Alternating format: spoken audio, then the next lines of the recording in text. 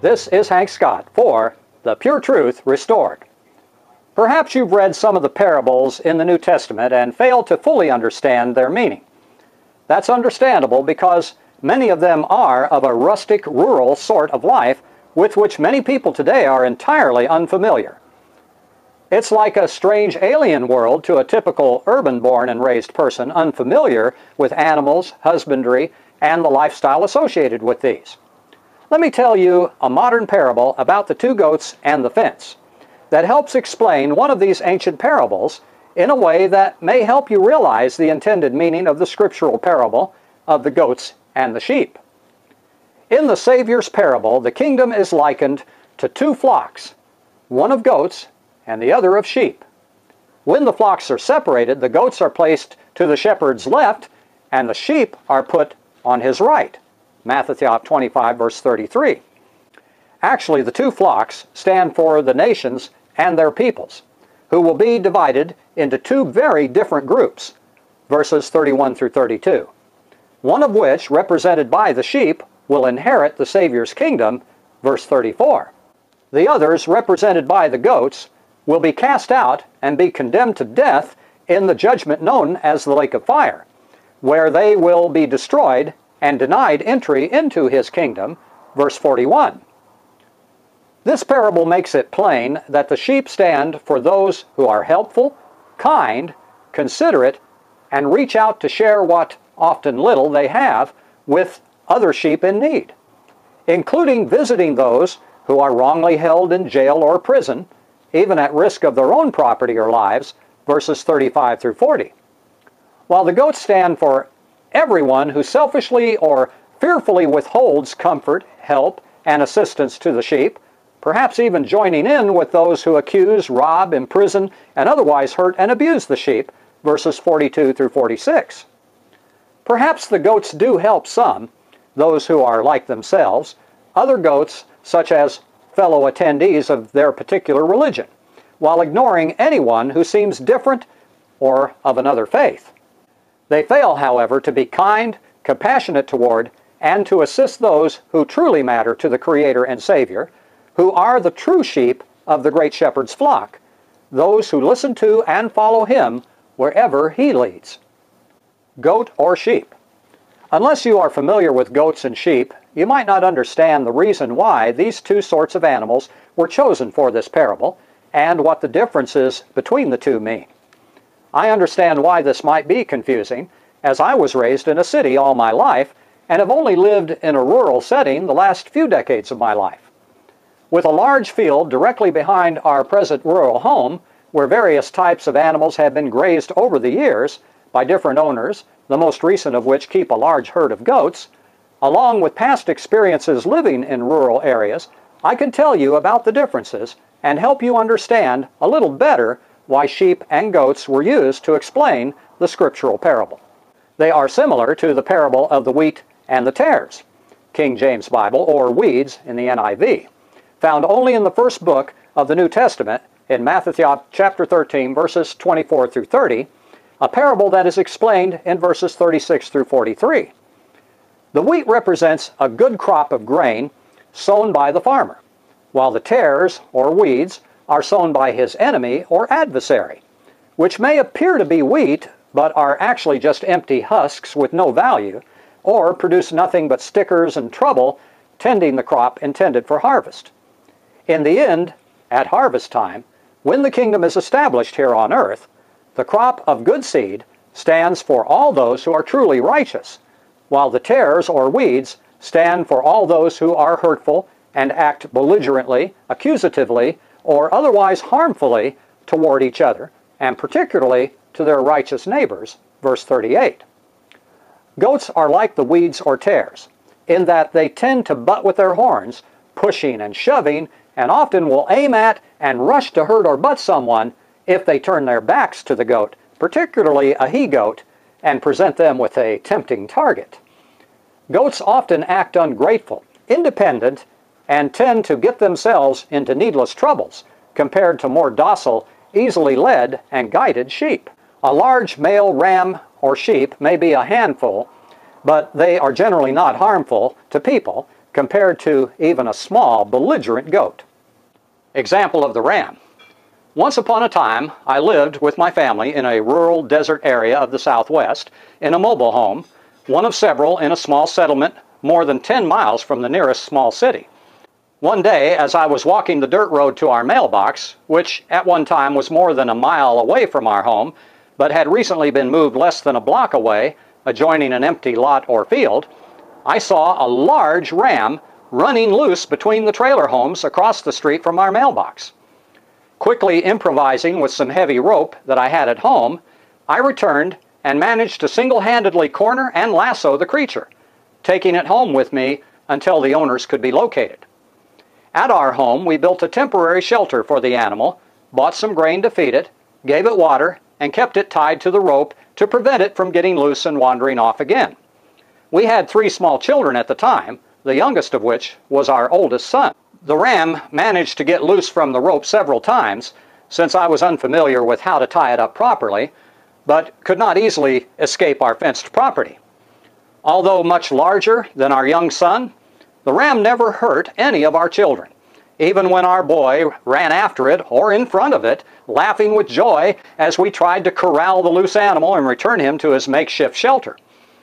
A small boy looking for their lost ram finally happened by and spied the animal on our property, and his parents later came to claim and retrieve it a few weeks after I found the stray.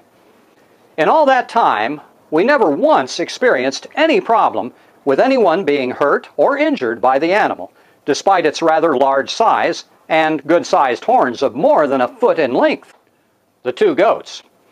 Contrast this with an incident I recently experienced with 2 goats from the flock kept in the field behind our current home.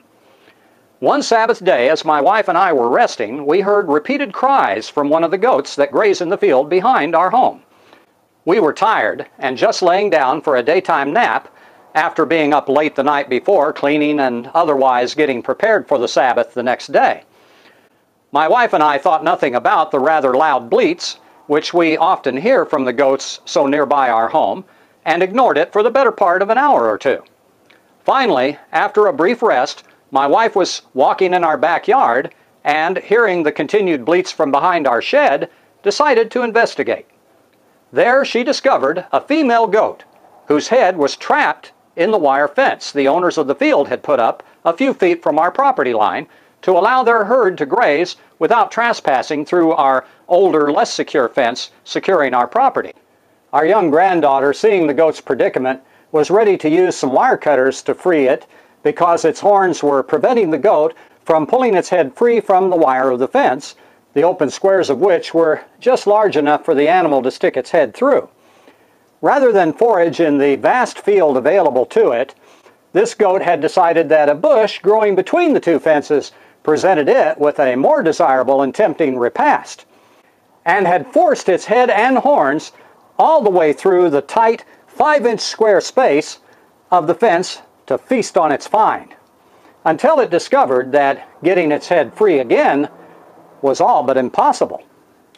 The fence on our property line is a mess of old chicken wire topped with barbed wire, barely held up by rotting wood posts, constructed by some prior owner of our home or the field behind it. In climbing over this rather formidable obstacle to reach the goat in distress, the seat end of the good pair of pants I happened to be wearing at the time snagged on the barb and tore the rear of my pants as I clambered over the top. Doesn't it seem that you are always wearing your good clothes when some dirty or destructive task arises and you forget about changing until it's too late? Well, this seems to happen to me more often than I'd like. Freed at last. Our granddaughter had run down the nearby country road to the home of the owners of the goat herd, but found nobody was there. The predicament of the goat, which by now was pretty scared and tired from attempting to pull its head free for a few hours already, was like trying to solve a puzzle that only has one correct solution.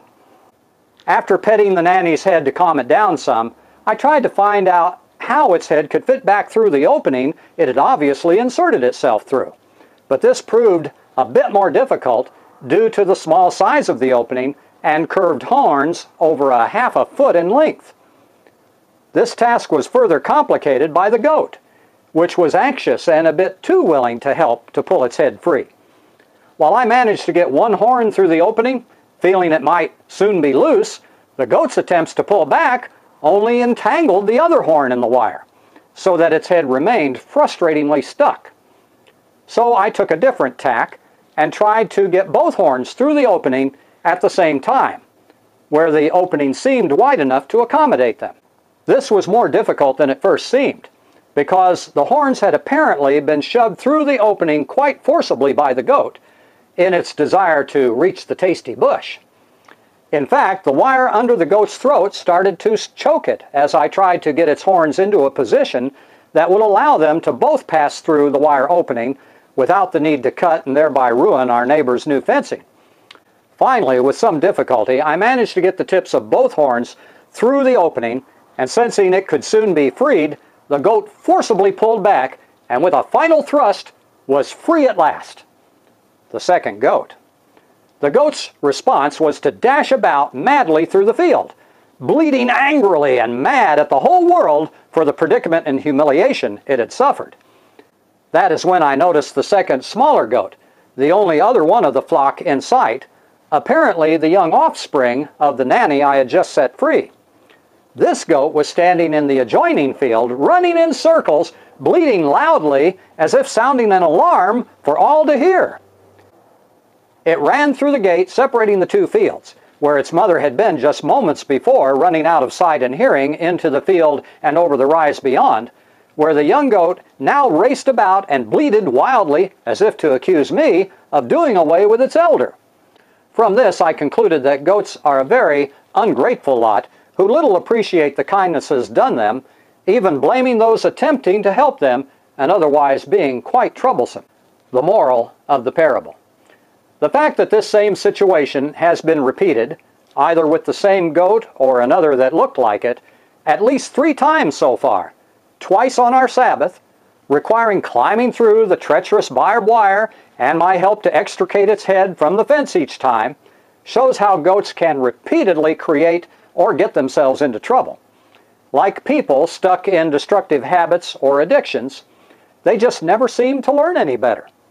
The moral of this little parable is this: humility, docility, gentility, and thankfulness are more to be desired than brazen, careless, foolish, and ungrateful behavior, especially among people who more often than they realize, or might care to admit, mimic the behavior of common animals of husbandry, such as sheep and goats.